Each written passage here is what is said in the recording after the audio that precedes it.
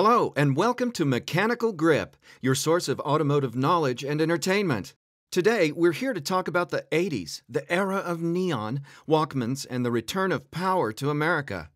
After suffering through the 1970s, the idea of American muscle cars made the first steps towards a return in the 80s. These cars looked better and had more power, but that was not the end. They were also better built, felt more modern, and had more technology. This unique moment in time gave us razor-sharp lines and turbo engines, and more than a few iconic cars that Generation X lusts after even today. So let's have a look at the 8 best 1980s American muscle and performance cars. First up, the Ford Mustang SVO. The third-generation Ford Mustang arrived in 1979 as a sleeker, lighter, and more aerodynamic car. The Fox body Mustang was sleeker, more modern, and aerodynamic. To give the Mustang some edge, Ford's Special Vehicle Operations Department introduced the Mustang SVO in 1984. It featured a 2.3-liter turbocharged four-cylinder with 175 horsepower. Though that doesn't sound like much, it was quite the power output for a small engine, and as a light car, the SVO was pretty hot back in the days. With four-wheel disc brakes, stiffer suspension, and sharper steering, the little Mustang was quite capable. But the best came in 1985, when SVO upped the power to 205 horses. Second, the Dodge Omni GLH GLHS. While Europe fully embraced the hot hatch class by the 80s, American manufacturers seemed quite uninterested, giving the Golf GTI an empty playground on the market. All that changed when Carroll Shelby teamed up with Dodge and introduced his version of the compact Omni model. Shelby took the 2.2-liter four-banger and added a turbocharger to produce a total output of 175 horsepower and 0 to 60 time of less than 7 seconds. Quite impressive and competitive for the day. No wonder the GLH badge stood for Goes Like Hell. Later on, Shelby and Dodge produced a very rare improved version called GLHS, which stood for Goes Like Hell Some More. Number 3. Buick GNX. Back in 1982, Buick started experimenting with turbocharging its line of standard V6 engines. The results were satisfying, and Buick engineers got the permission to go further. Soon, there was a Buick Grand National with 175 horses, which wasn't impressive, but later, in 1987, came the ultimate version called GNX, or Grand National Experimental. It featured the same 3.8-liter turbocharged V6 with 275 horsepower and 0 to 60 time of 4.7 seconds. At that time, Buick GNX was the fastest accelerating production model in the world. At $29,000, it wasn't cheap either, but there's a widespread legend about the owners who paid the lease on these cars just by street racing them for money. The company made just 547 of them in one production, and today they're as equally praised as they were in the late 80s. Number 4. Chevrolet Monte Carlo SS Aerocoupe. Despite being in production for just 2 short years, the Aerocoupe is one of the most interesting 80s muscle cars. Basically, it was a regular Monte Carlo SS, but homologated for NASCAR races.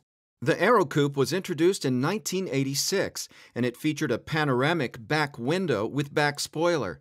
The new rear glass provided almost fastback profile, which vastly improved the aerodynamics on NASCAR superspeedways. However, the Aerocoupe was mechanically identical to the regular SS, meaning the power was provided by a 180 HP 305 V8 engine. The production for the 1986 model year was just 200 examples, which was enough to homologate the car. However, to please the market, Chevrolet produced an additional 5,852 cars in 1987. Number 5. Chevrolet Camaro IROC Z. The third-generation Camaro was a well-received and popular car, but buyers wanted more performance and power after a while. Chevrolet delivered just that in the form of the legendary IROC Z. Under the hood was a 350 V8 with 225 horsepower in the early years and 245 horsepower in later versions. The buyers could opt for manual or automatic, and the suspension was tuned as well as steering. Chevrolet even offered a cool-looking convertible, the first Camaro ragtop in 18 years. The IROC Z proved to be a very popular and influential muscle car that finally brought some real performance to match the cool looks. Number 6. Oldsmobile 442. The most famous name from Oldsmobile's performance portfolio was revived for the 1985 model year and was based on the rear-wheel drive Cutlass platform. This time, the model designation stood for 4-speed automatic transmission, 4-barrel carburetor, and 2 exhausts.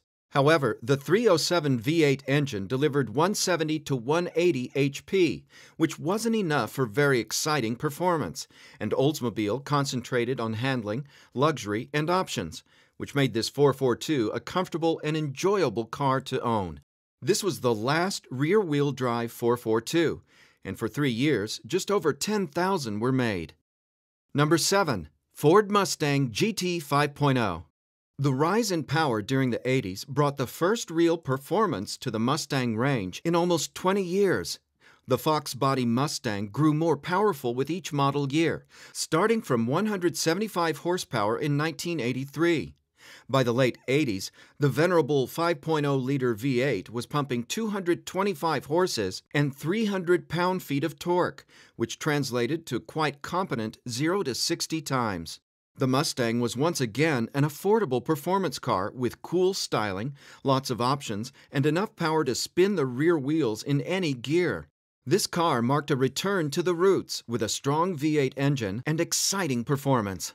The late 80s Fox body was very popular, so they're plentiful today, and the aftermarket for those cars is enormous, so you can easily modify your Fox body GT to make it even faster. Number 8. The Pontiac Trans Am GTA. Trans Am was the best version of the third-generation Pontiac's F-body. It was introduced in 1987 and was the top-of-the-range Firebird. The package was available until the 1992 model year and was produced in relatively limited numbers. The secret weapons of the GTA were its engine and WS6 handling package. The engine was the 350 V8 with 210 horsepower, or up to 245 horses in later versions. The rumor was that the engine was the same as in the Corvette, since it used the same TPI fuel injection system and displacement. Sadly, that wasn't true. Corvette used aluminum heads, while Pontiac used iron cast ones. However, the power and performance were still pretty similar. We hope you enjoyed our choice of the best Radwood-approved muscle cars from the neon years. For more Gearhead videos in the future, please like, share, and subscribe to our channel.